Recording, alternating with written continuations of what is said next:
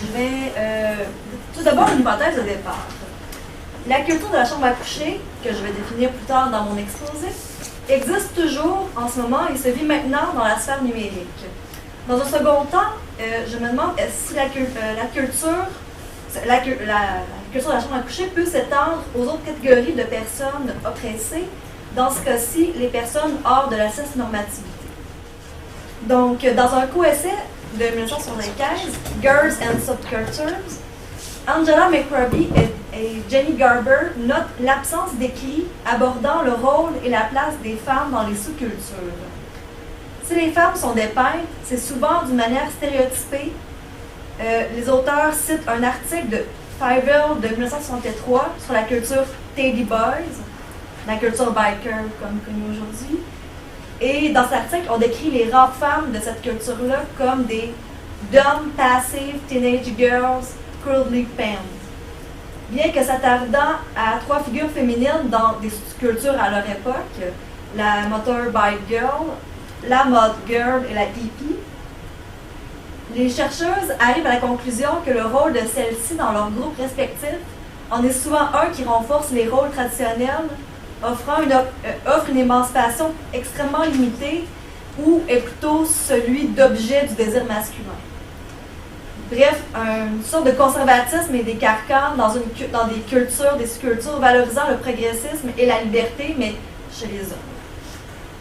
Face à cette situation, les chercheuses relèvent des interrogations. D'abord, est-ce que les filles sont-elles invisibilisées plutôt qu'absentes dans ces cultures? Quel est leur rôle visiblement plus marginal que leurs confrères sont attendus d'elles? Ce rôle ne reflèterait-il pas la condition des femmes dans la société? Ainsi coupées de la culture établie, ou du moins digne de l'intérêt des chercheurs, majoritairement masculins, de quelle manière les jeunes filles organisent-elles leur vie culturelle? Existe-t-il des sous-cultures spécifiques réunissant ces jeunes filles? La réponse aux interrogations relevées étant oui, oui et oui. À tout coup, Garber et McRobbie tentent de théoriser cette sous-culture féminine. Celle-ci est d'autant plus invisibilisée que la marge dans l'imaginaire populaire américain a un caractère très viril, pensons notamment à la figure du rebelle sans cause, incarnée par différentes figures depuis le début du 20e siècle, 21e siècle.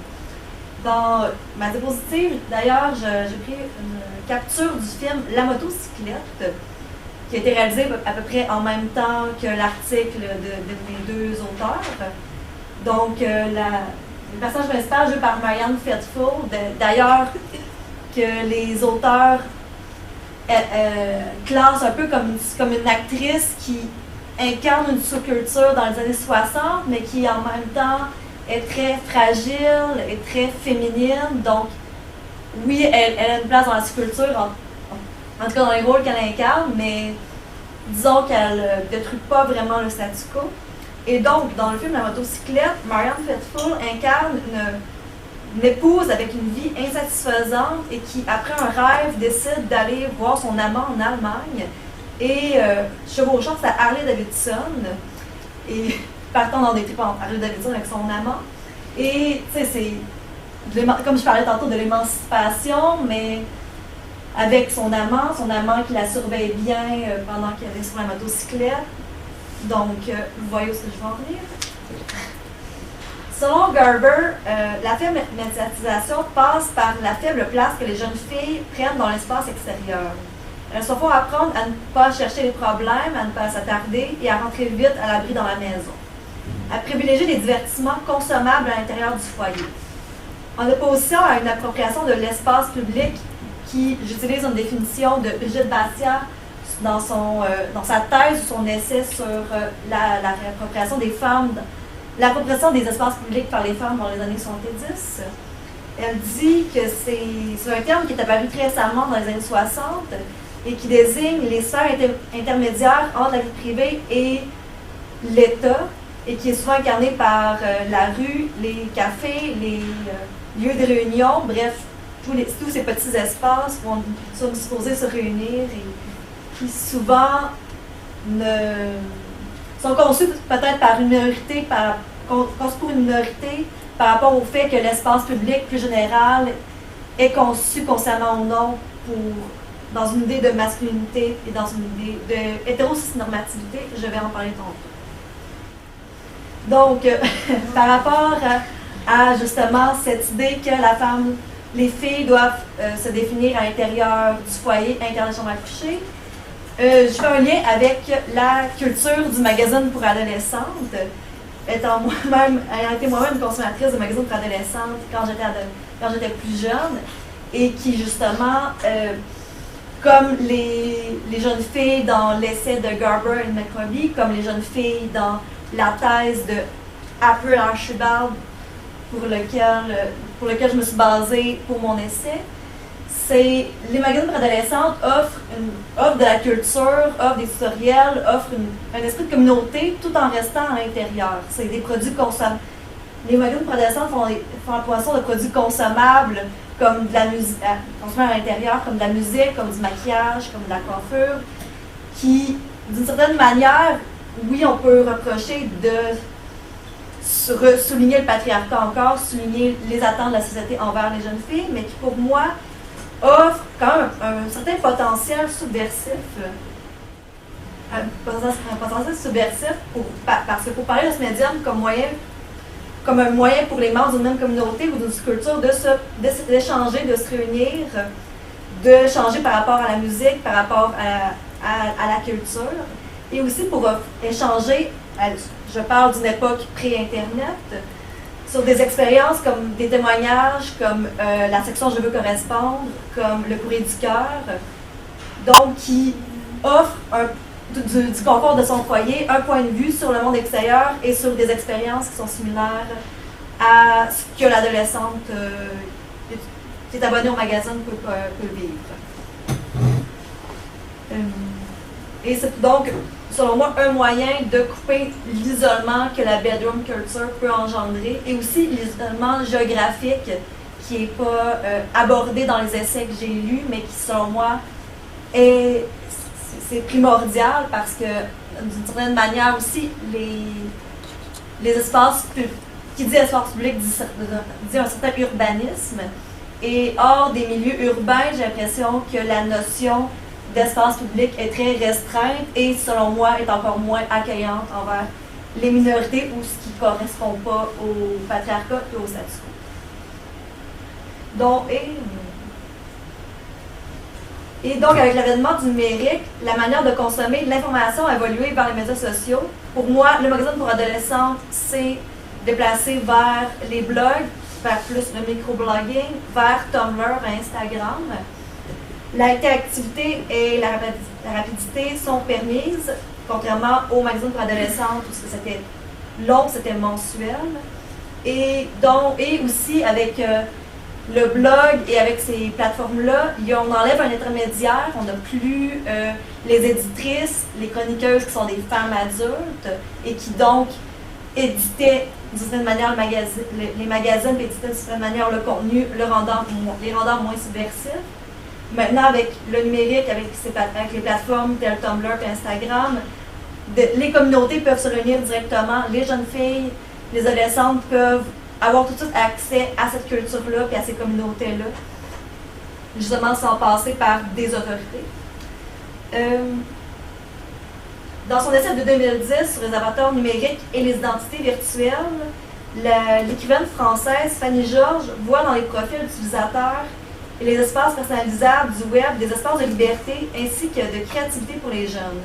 Soumis à l'autorité d'adultes ou des éditrices des magazines pour adolescentes, tour à tour leurs parents, leurs enseignants, la chambre à coucher et les casiers scolaires, alors, étaient pendant longtemps des canevas pour les jeunes pour exprimer un certain contrôle, approprier un espace à eux, ne pouvant pas approprier l'espace public, et qui justement leur permettait d'expérimenter avec leur identité, avec leur manière de paraître, avec leur look, et aussi avec justement expérimenter dans leur manière de prendre contrôle sur leur bien et sur justement l'espace.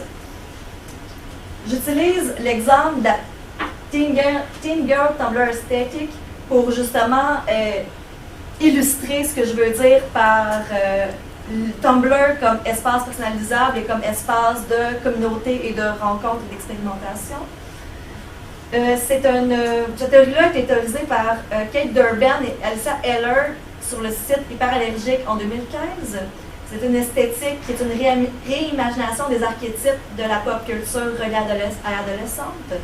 D'ailleurs, j'utilise pour illustrer ma diapositive une œuvre de Molly Soda qui est sur son New Hive et qui, selon moi, c'est sûr que c'est pas Tumblr, mais pour moi, Tumblr, c'est un peu plus un imaginaire que nécessairement juste cette plateforme-là. Et pour moi, cette illustration-là montre tout un peu un imaginaire de l'adolescence, du journal intime, du teenage angst qui s'exprime par la tristesse, puis une espèce de sentiment de ne pas être en contrôle. Cette réimagination des archétypes est faite par des artistes adultes, des créatrices, qui vivent d'une certaine manière une seconde adolescence, mais d'une manière un peu plus, avec un peu plus de connaissances, puis en faisant moins d'erreurs, donc d'une certaine manière, pavant le voie pour les utilisatrices plus jeunes de ces plateformes-là, et qui mêlent la nostalgie, mais aussi une lucidité qui était donc, oui, absente peut-être de leur première adolescence. Je paraphrase l'artiste Plastic Pony dans l'essai de Durban et Heller, qui explique l'attrait de Tumblr dans cette démarche. Je paraphrase parce que je traduis très librement cette citation-là. Les gens confondent Tumblr avec les médias sociaux comme Facebook, existant seulement dans le but d'entrer en contact avec d'autres personnes connues ou que tu tentes de connaître. Tumblr est différent. Utilisé la plupart du temps comme un blog, il peut servir aussi bien de site web personnel, être un projet, l'outil pour te rendre célèbre ou te faire évoluer. Dans le cas de Plastic Pony, utiliser Tumblr l'a amené à se teindre les cheveux, à développer ses goûts dans la mode, dans l'art, faire évoluer sa démarche photographique, l'amener surtout à s'intéresser au féminisme et à des thèmes proches de la justice sociale. Au final, l'aider à acquérir de nouveaux intérêts et d'avoir des goûts plus certains, une vie différente que sans l'apport, que ça aurait été sans l'apport de Tumblr. Avec la disparition progressive des médias de papier, des plateformes comme Tumblr prennent le relais, comme je disais tantôt, pour offrir un type d'expérience similaire, les tutoriels, l'encouragement à développer sa propre esthétique et à expérimenter, le partage de témoignages, la découverte de musique, de films. Et étant donné, bref, j'ai l'impression de traduire un petit peu, mais je veux le dire pareil, étant donné l'interactivité que permettent les plateformes de microblogging, la notion de communauté évolue. Passant d'une communauté majoritairement de lectrices avec peu de possibilités de partage hors de cadre strict, des communautés où les échanges, on passe à des communautés où les échanges, le partage, l'enrichissement de la culture se fait instantanément et sort du contrôle éditorial. Les filles de la bedroom culture n'ont ainsi plus d'intermédiaires pour développer leur propre communauté, bref, ont plus de liberté, comme je disais tantôt. Et je voulais mettre une parenthèse aussi par rapport aux exposés de hier sur la sorcellerie. Je voulais, dans mes commentaires que je disais hier, je parlais de la sorcellerie et les Insta-Witch, puis j'aimerais ça faire une parenthèse pour en parler un peu. Selon moi, c'est une autre sous-culture qui incarne l'idée de communauté web, de communauté faite par des jeunes femmes. C'est-à-dire la création via Instagram et Tumblr de sortes de coven numériques se rassemblant autour de blogs populaires comme un type de guide spirituel. Les membres sont des utilisateurs éloignés géographiquement, mais qui se retrouvent liés par une esthétique et une spiritualité. On y échange des grimoires en format PDF, des tutoriels. On promouvoit l'achat de cristaux. On permet de faire un pont entre la culture Wiccan et établit une jeune génération qui est peut-être en quête de quelque chose de pas rationnel, qui cherche un peu sa propre vérité. Donc, ça permet un dialogue que je trouve très intéressant. C'est sûr, par contre, que c'est fondé sur une esthétique, c'est fondé sur de la symbolique, et je veux souligner que c'est une symbolique qui parfois peut être critiquable, parce qu'il faut faire attention un peu sur l'imaginaire de la spiritualité, parce que souvent, de ce que je remarque dans les hashtags, puis un peu sur tout le mouvement des Insta-Witch, c'est qu'on emprunte à d'autres cultures, on emprunte aussi beaucoup à des idées animalistes, à la spiritualité autochtone, et selon moi, c'est Bref, on peut toujours voir positivement de communauté, mais selon moi, il faut quand même être critique par rapport au mauvais côté et bref, ne pas être totalement dupe par rapport au bien fondé des InstaWitch et à tout le positif que ça peut apporter chez les jeunes filles. Fin de la parenthèse. Et suite à l'essai original de Durbin et Deller, un autre texte est venu compléter qui aborde la teen girl comme un esthétique, mais sous un angle queer, sous un angle plus intersectionnel aussi. Je pense que ça avait été critiqué pour le premier essai qui avait paru sur Hyperallergique. Donc, ce deuxième essai s'appelle Naming a Radical Queer Girl Tumblr Aesthetic. C'est une esthétique qui est. Bref, c'est ça, qui endosse toutes les critiques sur l'intersectionnalité du premier texte et qui y répond. Et qui, justement, ressouligne le fait que c'est pas parce que c'est féministe, que c'est pas parce que c'est sur Internet qu'on doit taire les critiques par rapport à ces mouvements-là, par rapport à ces cultures-là. Je cite le texte d'Heller toujours très librement parce que c'est une traduction que j'ai faite moi-même. Les jeunes femmes de la teen girl Tumblr esthétique sont une part importante, mais nous sommes loin d'avoir un tableau complet de tout ce qui inclut cette esthétique. Particulièrement quant aux femmes de couleur queer qui peuvent être influencées par les mêmes objets esthétiques que les adolescentes exemplifiés dans le premier texte. Tumblr est un espace qui donne une connexion aux autres sur ce qu'ils ressentent et réfléchissent sur les mêmes questions d'identité intersectionnelle. Comme dit Heller, c'est une intervenante et cette intervenante-là dit que Tumblr, pour elle utilise quand elle est frustrée après une longue journée de white fuckery. C'est-à-dire que la communauté virtuelle, comme une bande d'amis dans un bar, permet de dépomper un peu par rapport aux micro-agressions de la vraie vie. Et justement, l'aspect de l'amitié, l'aspect de la solidarité, Heller le souligne en conclusion de son texte en disant que l'esthétique radical queer girl Tumblr, c'est long, c'est le lien d'amitié et c'est le lien d'amitié, l'amour, le support, la confiance, c'est des aspects importants de cette esthétique-là. Tumblr devient une manière d'entretenir des liens avec des amitiés à distance dans une toile immense de contact. Et bref, Heller dit que Tumblr n'est pas une plateforme de fini, ce n'est pas une plateforme parfaite, mais plutôt permet de tester des possibilités créatrices et identitaires. En parlant d'identité. Donc, je veux aller au-delà du teenage girl, des adolescentes, de la jeune fille, des jeunes filles, des adolescentes, des théories de McRobbie, pour essayer de faire une critique, pour essayer de voir si la bedroom culture peut s'appliquer aussi avec une critique intersectionnelle et avec une grille d'analyse queer.